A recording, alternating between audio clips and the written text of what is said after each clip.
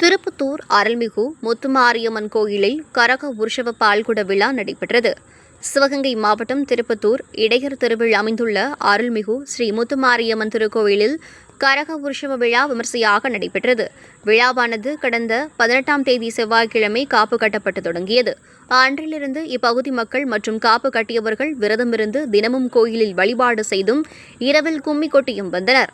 தொடர்ந்து இன்று முத்துமாரியம்மன் ஆலயத்திலிருந்து கோயில் கரகம் முன்னே செல்ல நூற்றுக்கணக்கானோர் பால்குடம் சுமந்து பின்னே சென்றனர்.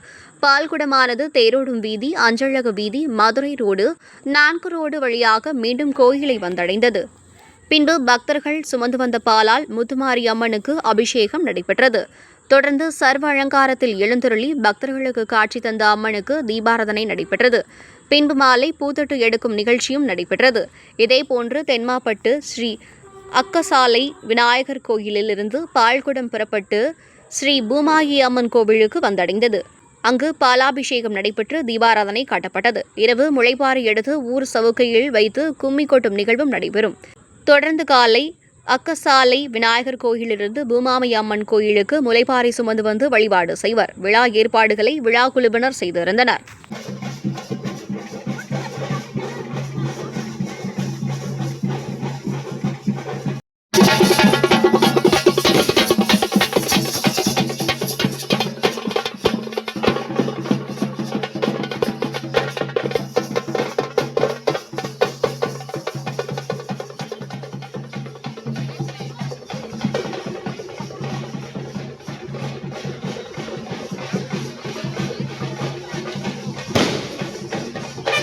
பிரசாதம் மற்றும் தீர்வு வழங்கப்பட்டிருக்கிறது.